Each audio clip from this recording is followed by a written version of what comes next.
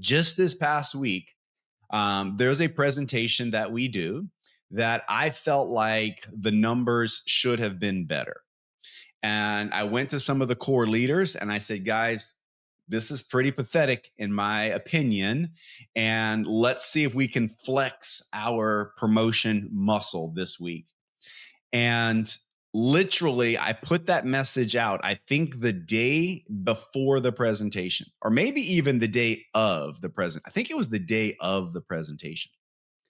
And that night, so less than 12 hours later, less than 8 hours later, we 4x'd 4 times the amount of people on that presentation than the previous week. And it was the same presentation. So, what was the difference?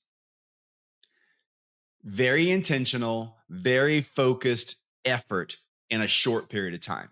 You see, people get distracted. If you tell them to do something next week, sometimes it just gets lost in the weeds. Sometimes, if you need to get something done, you're really trying to make a push. Doing it the day of, like, okay, guys, tonight we've got to get this done. And that will allow you guys to get people kind of focused.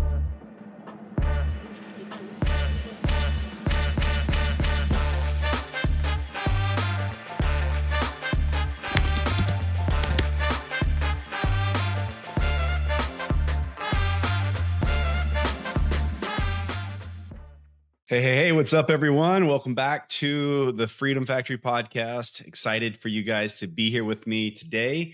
You guys, this podcast is it's growing, it's catching on, and I really do enjoy the feedback.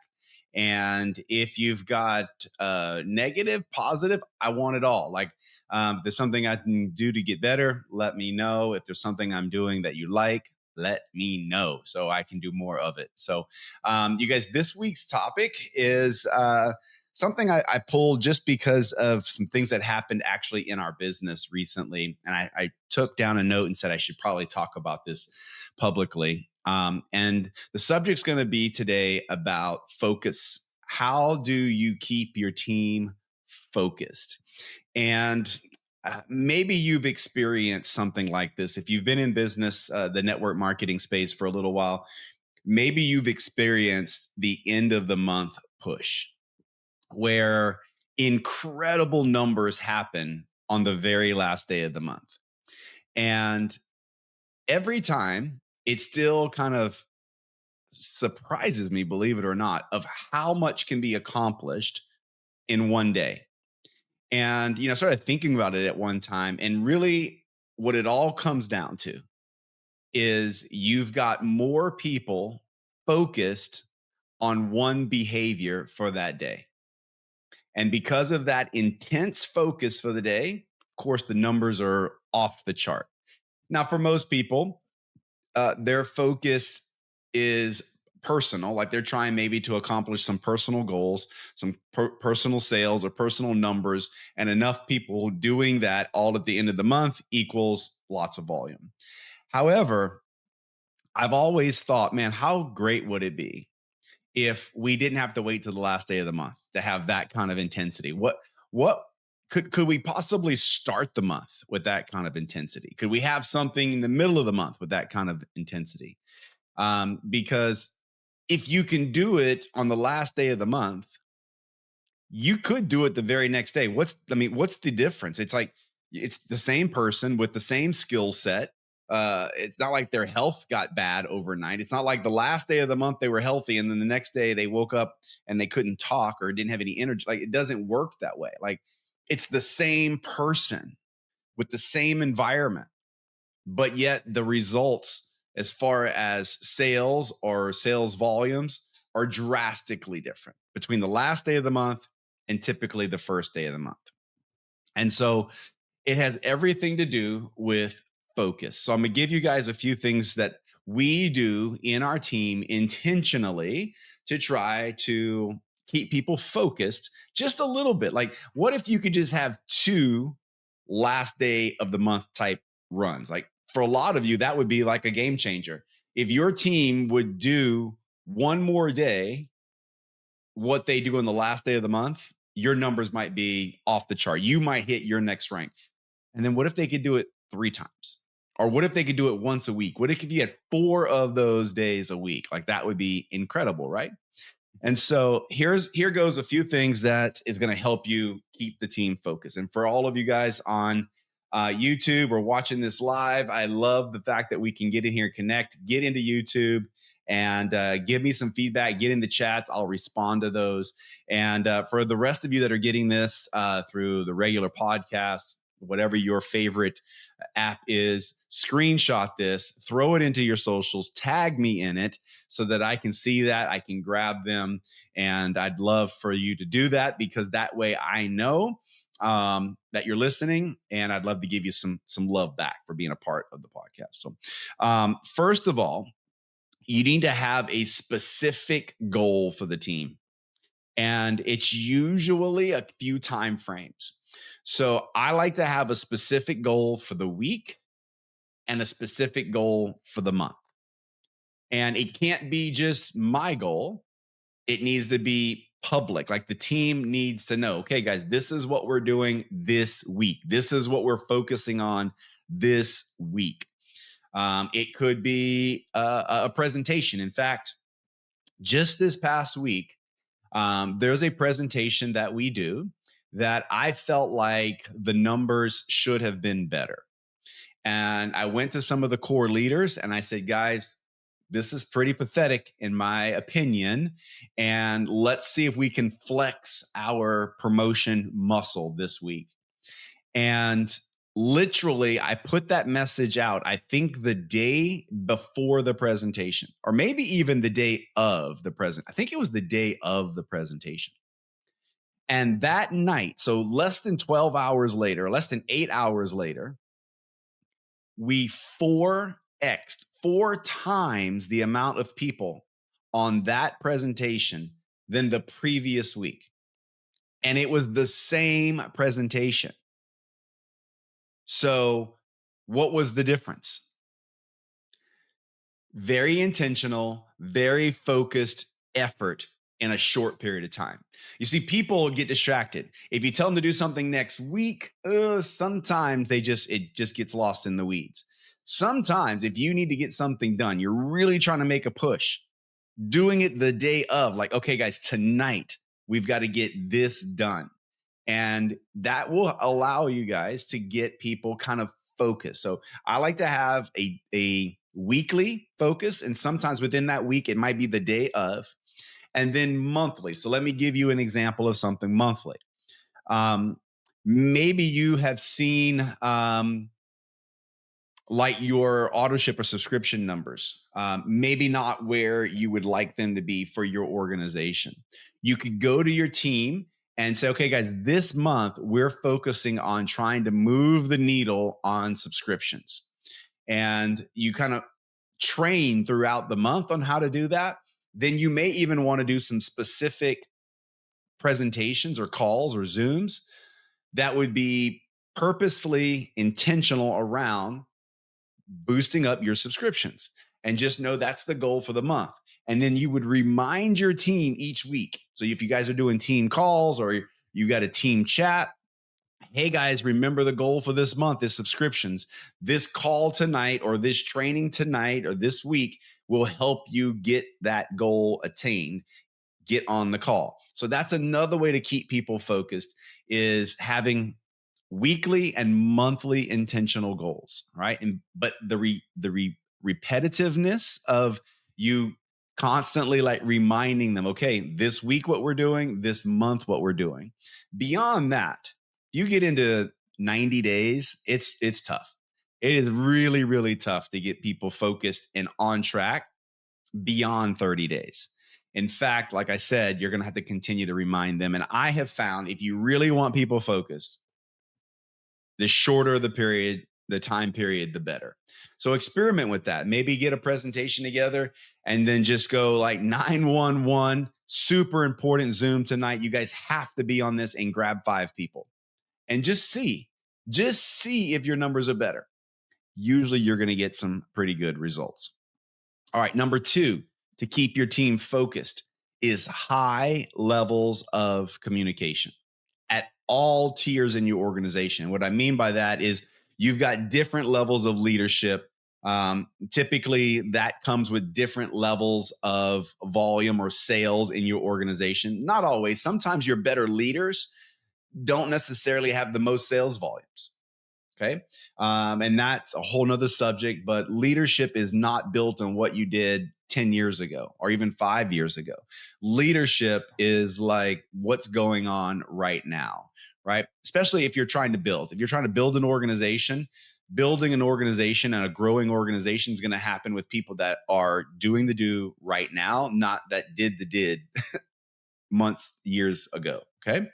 So, high levels of communication. So, what that looks like for a lot of people is for your upper level leadership or the more important people in your organization, you're going to want to talk to every one of them on a weekly basis. Every week, you're going to want to talk to them. Now, you may be thinking, how in the world could I do that? Most people overestimate who and how many leaders. And if you're not on YouTube, you didn't see the little air quotations I just did, that they have. I hear that word all the time. I got this leader. I got this leader. And I have to stop them sometimes and go, oh, I didn't know about them. So are they doing their own Zoom presentations without you? Oh, no, no, no, no. They're not doing that yet. Are they on the road training their teams and teaching them sales skills? Oh, no, no, no, no. They're not doing that. That's not a leader. You guys, leaders are people who are doing somewhat close to what you're doing. If they're not doing half of the things you're doing, they're like a leader in training, but that is not a leader. Okay. I will tell you, some people say 20 leaders on a team will produce $1 million a month in volume.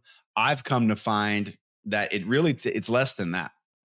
In my opinion, it's somewhere between 5 and 15 people, maybe even 5 and 10 leaders that are crucial to your organization that you need to talk to every week. And for some of them, it's daily communication. Now, if that overwhelms you a little bit, you need to multitask. I have been known to have a lot of conversations with my people while I'm walking, exercising, treadmills. Um, and the beauty today is that you can use voice memos. Some people don't like them, but they are highly effective in communicating with your leaders. Now, you guys, text messaging, in my opinion, is not communication. That's how you send information. But usually, when you're communicating with a high level leader, you don't want them to misunderstand things. You don't want them to take you the wrong way. If you don't want that to happen, don't communicate through just text message. They need to hear your voice. They need to hear the inflection. Better case scenario, video. Best case scenario, in person. Okay. That's not always possible because our organizations could possibly be global. So you can't always be in person, but you can do video these days. I did video just this morning to Australia while I was walking. So it's things that like that will allow you to have high levels of communication. Okay. Now, next level communication would be maybe a chat that you have. I tend to like WhatsApp because in WhatsApp, it gives me great control over the messaging. Like I can do just one way messaging. I can control that group so it's not too busy. I can control the group so it's just my vibe and my energy so that other people are not putting stuff in there that might be bringing down the energy of the other team. So if you really want to distract your team and get them unfocused, get a bunch of cross lines together and have a couple people in there go negative on you. Some negative Nellies in there, and all of a sudden your team is extremely distracted. Okay. So be careful of cross line people in chats where they can just drop anything into the chat thread and it's there for everybody to read. Okay. Be careful of that because that can definitely distract your team. And then I would say third level communication is like in your Facebook groups. Most of you probably are in a team Facebook group or you run a Facebook group for your team. That is a level where you can kind of touch everybody. And the nice thing about that is you can jump in there and have a message for them weekly for sure, touching the whole team, right? So second thing is high levels of communication. If your team's not hearing from you or you not hearing from them, that is not a good thing. Like, what's the saying? No news is good news. Um, not in network marketing. If you're not hearing from people and they're not communicating, that's not good. Okay. On any level, I've never seen that work out very well. Third thing, when you run campaigns, and everyone should run campaigns, campaigns and systems is what attracts the people. It's what puts the people in the funnel. Okay. So you got to have campaigns, not every month, because you can get.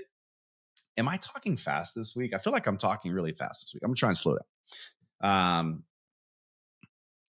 Campaigns should happen on a regular basis, but if they're every week, I mean, or every month, your team can get campaign fatigue. I don't particularly like month-long campaigns because people just get distracted. So my favorite campaigns are campaigns that start the month, and we usually will reward like volume based, like first person that gets 5 new business partners gets X, or top 3 people that get 3 business packs the beginning of the month gets X. And you've got like, you get 5 days to do it. Okay. First person in 5 days. So what you're doing basically is you're creating an end of the month feel 5 days in. I told you guys, wouldn't it be incredible if everybody would, do like 2 end of the month pushes, or 3, or once a week? So a good way to get at least 2 of those big pushes is to have a campaign that starts and launches out at the beginning of the month. Okay. You got to be organized for this. You got to have the campaign, decided on and put together, I's dotted, T's crossed before the month begins, by the end of the last month. So as a team leader, yeah, this can get complicated. This can get difficult, but welcome to leadership. And then we've always found that closing the month is the better time to do the campaigns as well. And we typically will do a campaign at the end of the month, not necessarily volume related, but core rank related or rank advancement related. That tends to be something that more people will run for. And we want to include more people. Like the campaign in the beginning of the month, I have no problem with just having a few winners or a few people qualifying for that. But at the end of the month, I want everybody to feel like they can somehow win. And so what we will do is drawings, like do X and you get in the drawing, and we assign points to it. So in other words, you maybe get more points for certain behaviors, the behaviors that you're wanting. Maybe it's subscription related and you're trying to get more subscribers. And so if someone comes into your team on a subscription, you would assign that more points than someone who doesn't come in on subscription. So maybe you get, one person brings a customer in without subscription, well, that'd be 1 point. But if someone brings a customer in with a subscription, that would be 3 points, right? So that's how, if you're trying to boost subscriptions, that's a great way to do it at the end of the month, is assign more points in the campaign, in the competition that you're doing for the behavior that you want, right? And we like to have more winners. We like to have more people feeling like they can win at the end of the month. Okay, so that's the third thing you can do. Lastly, you need to be, as a leader, listen to me, ridiculously consistent. Most teams that are not focused, it's simply a reflection of an unfocused leader. If your team is all over the place, generally, it's because the leader is all over the place.